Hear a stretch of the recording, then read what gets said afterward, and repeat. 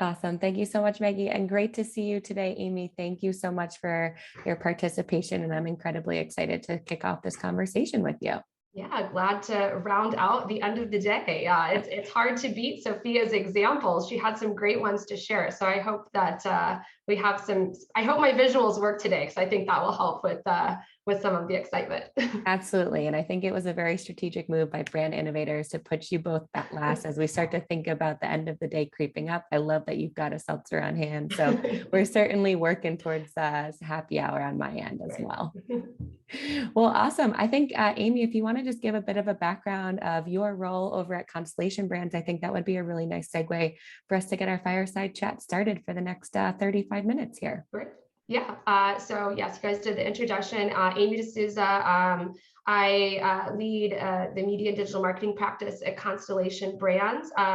My team oversees paid, owned, and earned media across the organization, working across beer, wine, and spirits brands. So some of our favorites: Corona, Modelo, Pacifico. On the wine side, Meiomi and Kim Crawford are some of the favorites. And then Svedka is one of our spirits brands. So excited to be here, and love working at Constellation in the Bev Alc industry. It's fun and exciting.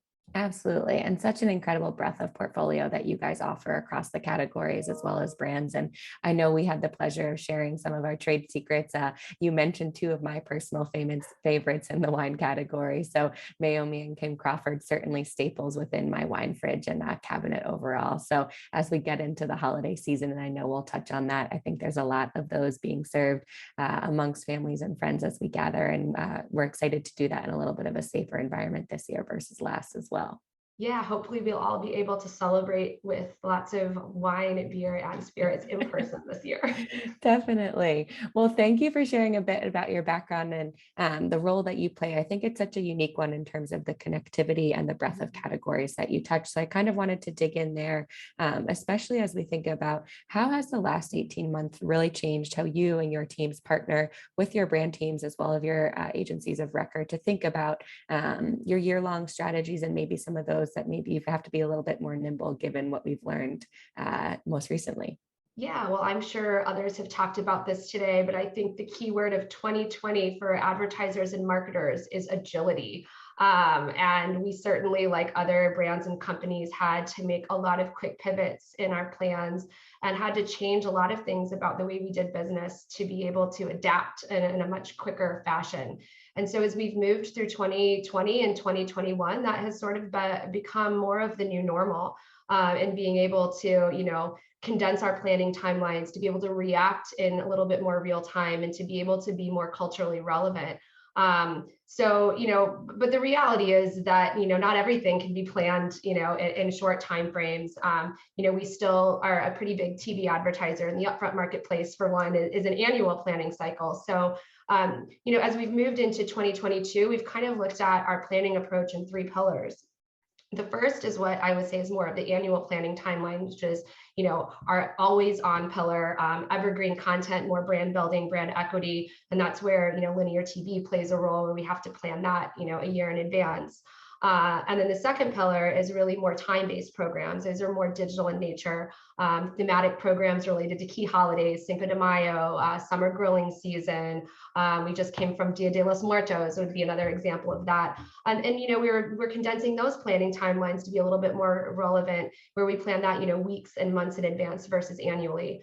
And then our third pillar is really, we reserve dollars for what I'll call in the moment messaging, to be able to react to things in more real time. And I will say that we're on a journey with our brands. Not all of our brands have the funds nor the resources to really be able to plan that ahead of time. But a brand like Corona, for example, one of our main objectives is to drive cultural relevance. And driving cultural relevance, you can't always plan that ahead of time. And Absolutely. so, we've been able to thankfully reserve some dollars and keep those dollars to be able to react in real time. And the most recent example I wanted to share, if technology is on our side, I want to share a quick example of a program that we ran in September, where Corona was able to react to some news around some people in the Philadelphia Philadelphia area who were stealing a Corona Snoop Dogg bobblehead. Oh my gosh. You can't make that stuff up, but we were able to react to that in real time. So I'm going to see if I can share. It's not a video, it's just a really quick screen grab. So let's see if I can make this work. Oh, awesome. It looks like it's coming up on my end. All right. I don't know if you guys are seeing presenter mode, but is this, Laura, I'm going to rely on you. Is this working? It looks like it's just a little bit maybe expanded out, but we can see a majority of the screen grab. So if you just, I'm in presenter mode, so let's see if we can do this a little bit. I don't want to spend too much time working on this, but yes. Yep. All right. So I won't read through all of this, but again, there were news stories popping up where people were stealing these 3-foot tall bobbleheads to Corona branded items. So I heard Sophia saying that people love their branded merchandise from Miller. The same goes for Corona. Everybody loves their branded merch. And then when you have a brand ambassador like Snoop, you put those two together, and I guess it's too much to handle for some people, or they're out trying to steal these from the grocery stores. So we had a cross-functional team come quickly together to create this mini campaign to ride the news wave and to make sure that we were engaging in this topic in, of course, a brand safe and positive way. And so what we did is we developed this very down and dirty quick post. We tagged Snoop in it. And of course, he was all about it, and he was able to tweet it out as well. And it got picked up. It got picked up on the news. We saw some late night parodies of it and stuff. And, there's an example of Complex here. And, these are the things that you just, you can really take advantage of if you're able to act quickly in the moment. So you'll see here, generated over 2 billion media impressions. Some of this was, just the news itself, but some of this was thanks to Corona and the Snoop post as well. And so, yeah, this is just a really fun example of us actually being able to act in real time. Absolutely. I mean, what an awesome thing for somebody to have for their home bar, although we don't want to encourage stealing, but I think there's certainly some desires, right, for people to get some really awesome branded content when it's out there in the marketplace. And so awesome for you guys to be able to be so nimble and take advantage of that. I think that's really speaks to the credibility of the way the marketplace has changed, as well as the sophistication of consumers. So certainly a really awesome story there. And do you have any reason as to understanding why it was just the Philadelphia market, or did you guys purposely ship more to that market? Was there a reason that occurred? No, it was the news that picked it up, right? It was one grocery store, and it's an odd story, so the news picked it up. We saw it in the news and we took advantage of it. So it just happened to be in the Philly market. Nothing crazy about Philadelphia that is any different than any other market for Corona. Oh, that's awesome. Well, thank you for sharing that. I always think it's wonderful to see the visualizations come to life. I think so.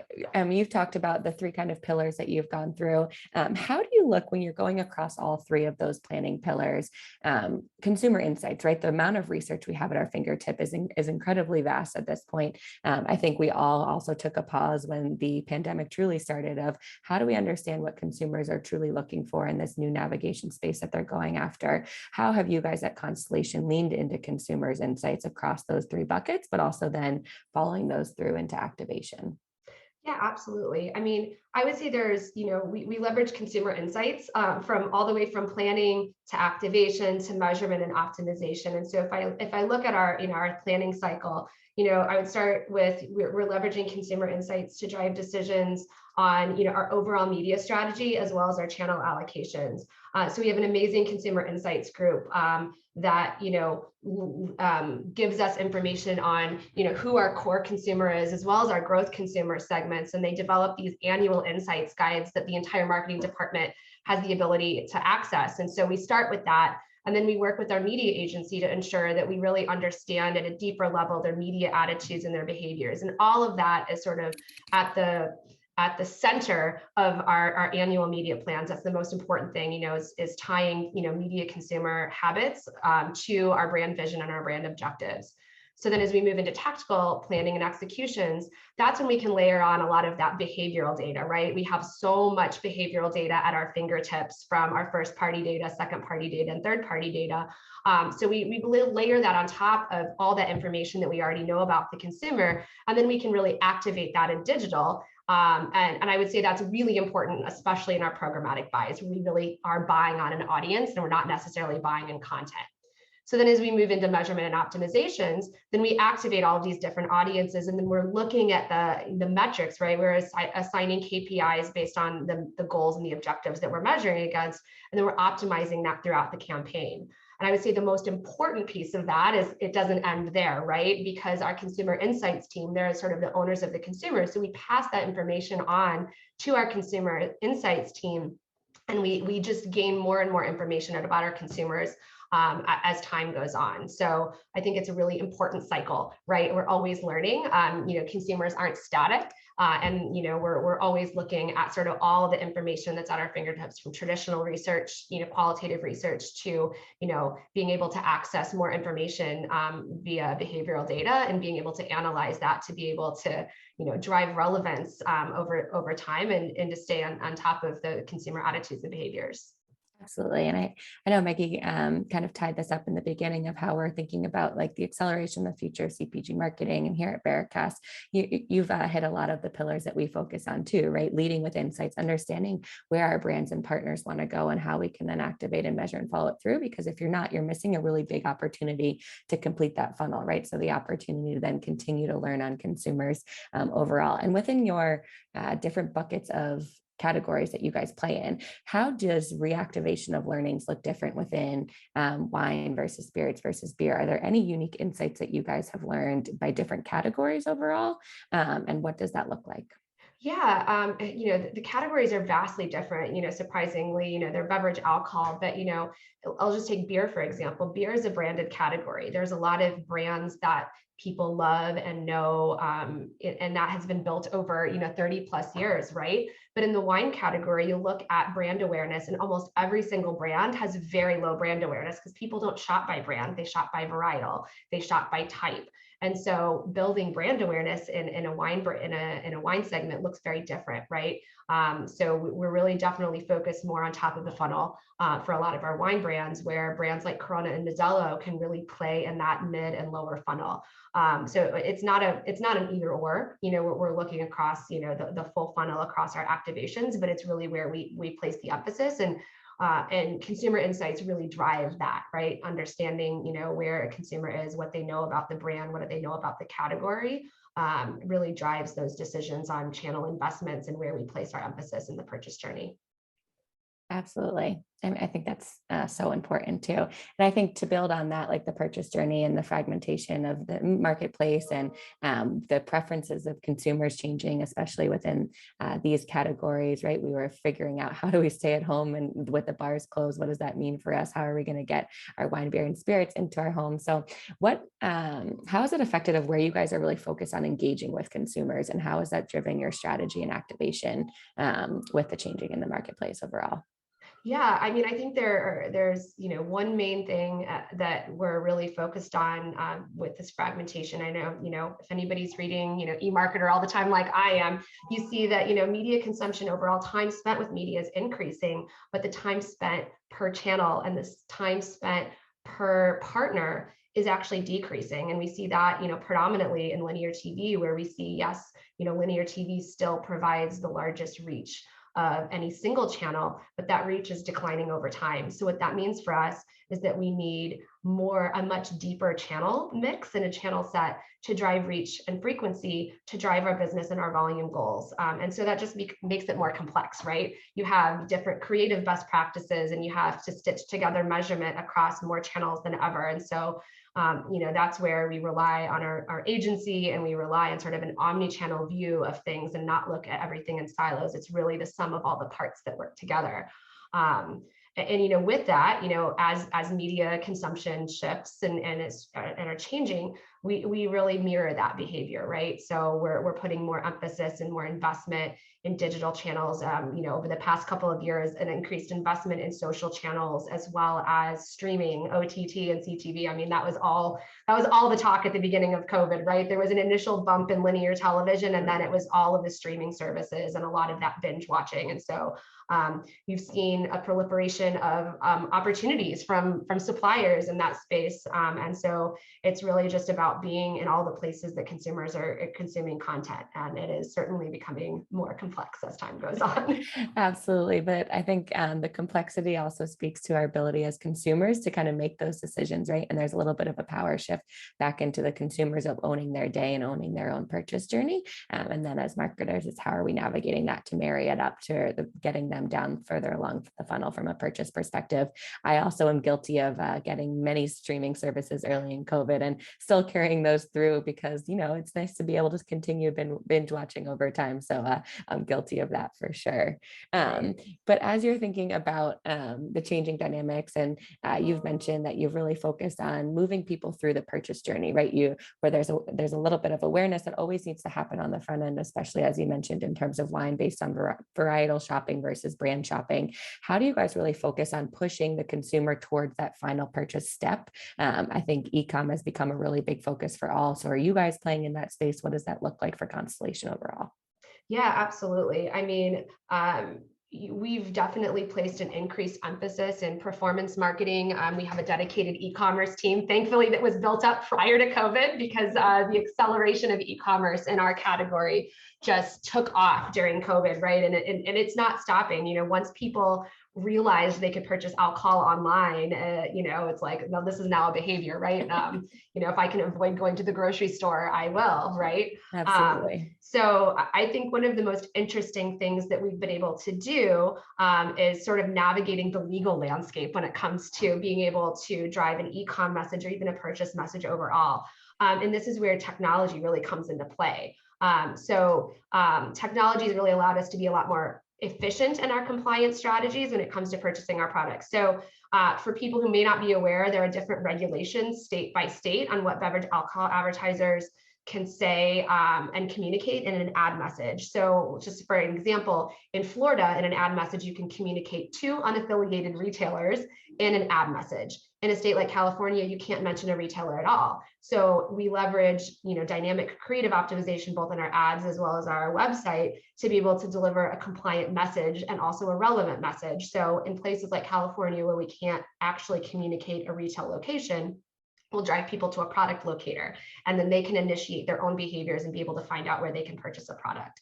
And then, in places where we can communicate that, we really try to drive people through the funnel. And I will say, we take this, what we call a hybrid approach in almost all of our activations, where we have a strong call to action in all of our ad messages to drive to purchase, even if it's an awareness tactic, right? So we're always driving to the product locator. We're always trying to drive that strong call to action to really just push people through their purchase journey, and even if it's a secondary objective.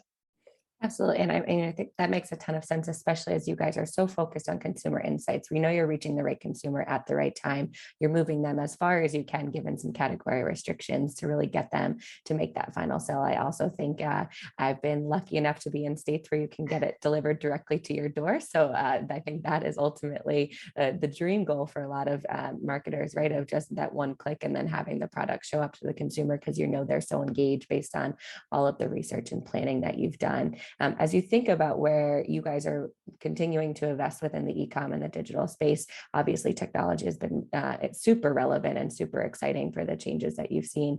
Do you see that trend continuing across all categories? Are there certain brands or categories where you feel like there are still a big focus outside of that space? I mean, I will say that the beverage alcohol category is still in a bit of an infancy stage, especially compared to other categories when it comes to e-commerce. So we're always going to have to navigate, the 3-tier system, right? We don't, we sell through distributors. So it's important for us to always be kind of on the lookout for compliance efforts. But we're really doubling down on this. Like I said, we follow consumer behavior. And as long as consumers are continuing to want to purchase alcohol online, it's our vision to be the #1 total beverage alcohol supplier in the e-com space. And so we're placing a lot of emphasis as an organization in that area.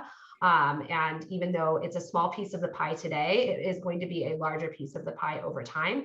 And I know Sophia talked about first party data, right? Being able to have access to this data versus, just directly through the retailers is really important for us too. Absolutely. Well, I do want to take a little bit of a pivot. We've obviously crossed the threshold into November here, which, to be honest, I'm having a really tough time wrapping my head around the fact that I need to do my holiday shopping, and I'm going to see some of my family for the first time in a really long time for Thanksgiving. But I wanted to talk to you a little bit about what you're thinking. I know you've got a lot of different opportunities within the holiday season, but I know there's a lot of curiosity as Corona always shows up as a brand around that time. So would love to hear what you guys are thinking for some staples going into the holiday planning season. Yeah, absolutely. So going back to our first question around tentpole moments, we are still in the planning phase this year for our holiday programs, but I thought it would be fun to share a couple of examples from last year. So I will say during this time of the year, it's one of my favorite times of year to work on Corona. And while I can't take credit for the O Tannenbaum spot that has been running in television for over 30 years, one of the things that as a marketing department we need to do is make sure that our brand continues to stay relevant while still, taking advantage of the iconic O Tannenbaum spot. So I'm going to share an example really quick of a campaign that we ran last year, how we leveraged the sweepstakes to drive engagement, relevance, and keep Corona top of mind. So it worked last time. So let's hope it works this time. Okay. Awesome. And I think if you just drag down the notes section for some reason, here we popping go. up on our side.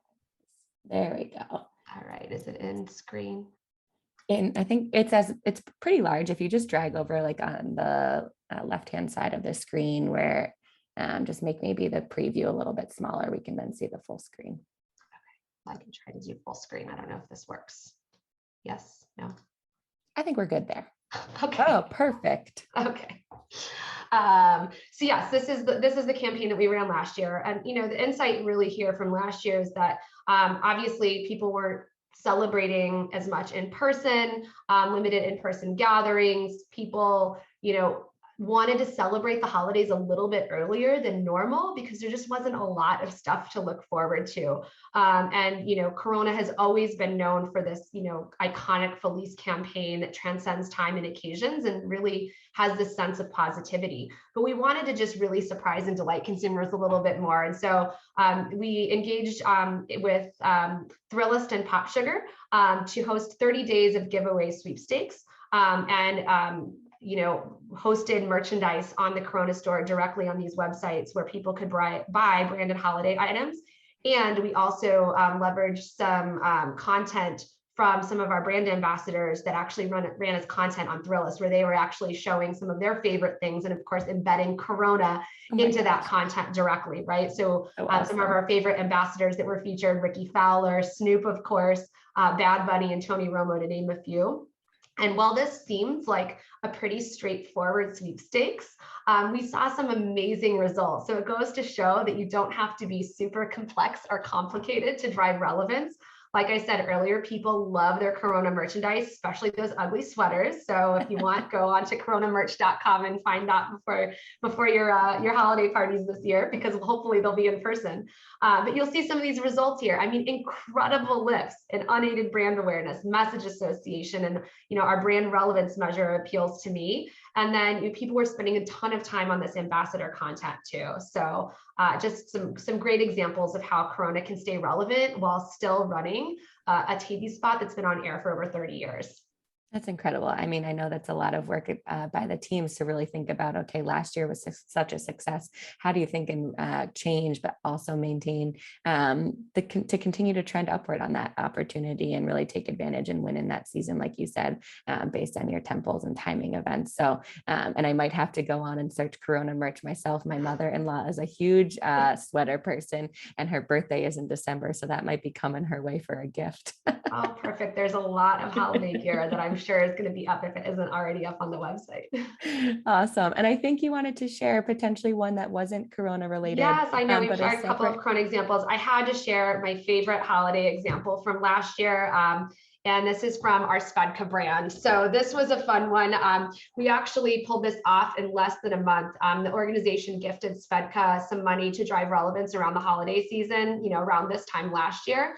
And the team pulled off this amazing this amazing program with what we're calling grandfluencers. So the Svedka target, we're calling them a party starter, definitely very like Gen Z, millennial, people who are just find a party moment no matter what it is, right? In those everyday moments. And so, this target in particular, we saw, an increase in interest around these grandfluencers, where we saw some increased following and, knowing that people were going to celebrate virtually and they weren't going to see their own grandmas. There was sort of this fun little insight about like, how can we bring like the fun, spirit of Svedka into the social space via these grandma campaigns. So, hired some influencers, if you will, grandfluencers as we coined them, to develop some content for us. So this was done 100% in social. We did some long form and short form videos, and we did some stills and news feeds. And then we also wanted to make sure we included some community management because we anticipated a lot of consumer engagement and commentary. I don't have the video, unfortunately, but if you go and search Battywinkle, she did this fun rap. This little VO right here was done in a rap voice. So I'm not going to pretend to do that here, but it's super fun and exciting. And of course, the results here are great too. We had some great reach, some lifts in ad recall and purchase intent. And what the leaders in our organization always like to see is increased ROI. So this was a contributing factor to some increased ROIs versus the year prior. That's awesome. One, I think it's just such an incredible thing that we've got grandfluencers out there in the marketplace who can drive such incredible engagement. And obviously, I think ROI and ROIS has become king in this space, and it will continue to lead that overall. So I think there's really great opportunity here. And I don't know if I can even get my grandma to open or use her iPhone. So the fact that there are grandfluencers out there, they're really leaning into this space. And I certainly know that I'll do a little bit of homework with the Battywinkle after this as well. There you go. She's a real person outside of Svedka too. So if you just follow her, it's some fun content that she puts out there. Oh, that's wonderful. Well, I think we've got about 9 minutes left. So I'm going to switch over to some Q&A, and I've got the chat open here. So I'll ask this one. Is Constellation Brands activating media around purpose, social justice, DEI initiatives? Yeah, I mean, this is definitely something that's an area that we're focusing more on as an organization. I will say, we leave it up to each of the individual brand marketing teams to do what's really authentic to them. And so, we have different initiatives in the space where, there's definitely some LGBTQ efforts going on with Corona, and that has been for years, I will say. And, we definitely have, some social justice campaigns going on for each of the individual brands. But I think the most important thing is to not just jump on the bandwagon and do it in a way that's authentic for the brand and doesn't come off as just a me too. Absolutely. And I think there's consumers can recognize that. So the more authentic that you show up, the more they will as well and continue to engage with the brand overall, which is incredibly important for longevity and commitment to loyalty overall. Another question for you, as you think about the holiday, what are you guys anticipating this year versus last year? Anything that you feel like you've left aside in opportunistic funds or like temples that you've changed versus last year's? Yeah, I'm trying to think of some good examples in terms of some of the changes. I mean, I think the big thing is that we're anticipating more in-person get-togethers, right? And, a lot more activity at bars and restaurants. So you'll see a lot more event activations from us, taking advantage of that and anticipating, more in-person gatherings. We definitely steered away from that last year. We didn't want to even really feature people and scenes at bars and restaurants very much. So I will say that is probably the biggest thing that we're focused on in terms of both creative as well as our overall tentpole programs, being able to feature social gatherings a little bit more overtly than we have in the past. Wonderful. Yeah, I think we're all looking forward to that as well, right? So two other questions that I just want to run through. Are there specific areas of digital transformation that you're focused on now? Yes, that is a very timely topic. We actually have an entire team dedicated to digital transformation. I think the biggest thing that we're really focused on right now as an organization is the deprecation of cookies and really being able to figure out and future-proof our organization for that time. And so there's been a lot of focus on first-party data. I will say there's been a lot more focus on our websites. I would say in our category websites, some brands have been more active than others, but definitely a lot more emphasis on placing content, relevant content on our websites, and being able to make sure that, of course, everything that we're doing is legally compliant, and that we're making sure that, you know, we're getting people to opt in to our messaging. And I think as we have more first party data over time, it really unlocks a lot more opportunities in the loyalty and advocacy space. We haven't really been playing in that space as much as a lot of other brands, and I think there's some great opportunities that get uncovered, right? We're doing it for a reason about first party or about cookie deprecation, but we're also going to, you know, hopefully get a lot smarter about our consumers and being able to stitch together a lot of information to really paint a picture and drive relevant messaging. Absolutely. I think the cookie-less environment overall has been really important for partners and manufacturers to think about, and making sure that you've got stability of consumers as we move to a cookie-less world, which has certainly been a priority and a focus for Vericast as well. So it's nice to see we're going down the same path as the industry and partners. There's another question here I wanted to get to. So do you get KPIs on viral ads of the ad before, or viral elements of the ad before the campaign, to estimate its resonance, virality, and reach? So do we have benchmarks ahead of time, is what I'm hearing about viral campaigns. I mean, I think that the beauty of a viral campaign is that, you know, you're hoping that it, you know, it takes off. We certainly do have some benchmarks, right? You know, we've been doing these types of campaigns for several years, and we leverage, you know, other companies, and, you know, like Millward Brown or Servata, they have, you know, some types of benchmarks. But I would say, you know, a lot of times the KPIs for these types of programs are less about trying to drive a certain number of impressions, and is really more about trying to drive brand relevance. And so that's what I think we're mostly focused on. And if something becomes viral and turns into a sensation, that's amazing. But those things are a little bit hard to plan for in terms of number of impressions. Absolutely. I feel like you never know what truly is going to be the right time and the right moment, and you have to be able to capitalize once it does take off. So it's, but if somebody does, I would love to see what the recipe is for success. The secret sauce. I think there's a few other questions popping in. So I think we've got 4 minutes. So I'm going to keep running through them if that works for you, Amy. Will you see beer brands expanding into esports or other non-traditional sports sponsorships? Can you identify areas of interest beyond major sports? Yeah, you know, we're actually, some of our brands are already playing in this space here. We have, you know, we've dabbled in esports here and there.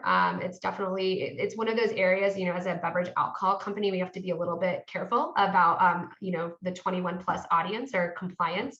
But in areas that, you know, we that are compliant, we are advertising. We have brands like Pacifico, which is zeroed in on the Gen Z consumer, and we advertise in places like Twitch. We've run some influencer programs, again, through more of our PR team and our lifestyle and experiential team. So we definitely dabble in that space. And then in terms of other non-traditional sports, Pacifico is another one where we've been a longstanding sponsor of the X Games. So that is action sports are a real big focus area, snowboarding, you know, X Games, action sports, skateboarding, that kind of thing. So yeah, they're definitely, we run the gamut of sports in our industry, in our company. That's awesome. And I think that, I mean, we always continue at the Olympics being an area where I just continue and it's impressive how many new sports are popping up. I feel like from a major sports perspective, I've got a good handling, but there are so many activities out there and that have really taken a hold and continue to be a really awesome lifestyle change for a lot of individuals. So the fact that you guys are leaning into those areas just speaks to your desire to be relevant across multiple different consumer bases and in their communities and in their daily lives. Yeah, it's all about, you know, trying to find that right brand fit, what makes sense, you know, based on the consumer segment you're trying to, you know, try to resonate with, and what, you know, is a strong connection with the brand voice that you have out there. And so, you know, I'm lucky to have a number of brands across beer, wine, and spirits that, you know, we find a fit across, you know, a lot of different, you know, content pillars in sports specifically. Awesome. I'm going to keep going here because we've got a few that are still coming in. So, what trends are you seeing in the beverage category that are new and emerging? I think we've talked a little bit about seltzer between your opener and the last one. Are there new flavors or new additives? What does that look like as you think about the future of your categories? Yeah, I mean, I think Sophia talked a little bit about it too. Seltzers are still all the rage, and you still see the industry, launching new seltzer brands all the time, and we're certainly part of that. I will say in the seltzer space, it seems to be all about flavor variety. So, being able to, continue running the fan favorites, if you will, for flavors, but having that, those varietals and the continual switching of seltzer products. And, we look at it, too, right? Seltzers have sort of focused more on this, low calorie sessionability. But we're starting to see things in the marketplace that kind of run the gamut a little bit more flavorful. Some products that have a little bit more calories in them, a little bit more flavorful. So I anticipate seeing some more variety within that seltzer space, right? It's that sort of that flavor-based profile, and then expanding into, some additional options from a flavor standpoint and from a product type standpoint. Absolutely. I mean, I'm a big fan of trying all the different flavors and even doing some taste testing myself because I feel like there are a lot of surprise and delight opportunities out there that you never really know what's going to land across all of your categories. So I know not many consumers are maybe like me, but trying things out and then deciding what is right for me personally from a taste perspective has always been fun. And then I'll ask you this, Amy, what are you most excited about in your upcoming holiday season for your brands? What do you think is going to be, where does your excitement lie as you think about the next few months as you close out the year? Yeah, so our fiscal ends in March, so we're still a few months away from the close of our fiscal. But I think as things start opening up, being able to activate more events and being able to do things more in person, personally, but also through our brands, right? Our category is such a social category, right? It's about getting together with friends and family and celebrating. And, we've done some awesome creative things over the past 18 months without having, a lot of those in-person gatherings. But I think we just look forward to being able to do more of that, right? It won't be, what it was before. We're going to probably have some virtual version of in-person events moving forward, right? We've found how to do things virtually, but being able to get back and, EDM festivals that Corona is doing, and, being able to, get together for those UFC fights for Modelo, and being able to, see consumers like truly enjoy our products and social gatherings and celebrations is definitely something I look forward to. Absolutely. I do too. And I think I can't thank you enough for sharing some of those examples. I think the Snoop Dogg one continues to just scream out at me. It's such an awesome capitalization of relevancy in the social experience and really using those opportunistic funds and reacting in real time, which is something I think will continue to be really important as we talk about the future of CPG marketing, the real-time reaction and overall. And I certainly know that I need to go follow Batty White to figure out what she's up to on the Grandfluencer space. That's where I was going to go. I liked the Snoop example, but the Grandfluencers, I can't. That's amazing. Yes. Definitely one of the highlights. Yeah, of creative minds all coming together in a very short time frame, trying to figure out how to drive relevance. And there you go. You come up with an amazing Grandfluencer campaign. I think it's amazing. I think it's such a fun play on words, such a fun concept, and so catchy and creative. Especially, talk about like the ultimate Grandfluencer, Betty White, right? There's such a cultural component to that. It's awesome. I love it. No, thank you so much, Amy, for joining us, and Laura for navigating some awesome questions and some awesome thought-provoking ideas and concepts for Amy to draw upon her experiences. It was such a great session. I think, Amy, so many great examples. Appreciate the visuals. Loved, a theme we've heard throughout the day, not only the agility piece like you mentioned, but also this importance of first-party data, this connectivity with consumers, and then all of the systemic impacts from that, right? So not only the ability to create this meaningful relationship, because that's what consumers want, but then to start to diversify our business models even. I think about your categories, your brands, and how being able to ship those as gifts over the course of the last year. That was such an important way for me to stay connected with my friend. There's just so many different elements to it that are awesome. And I thought your examples were incredibly spot on, really inspiring. And I thank you for sharing all of that with us.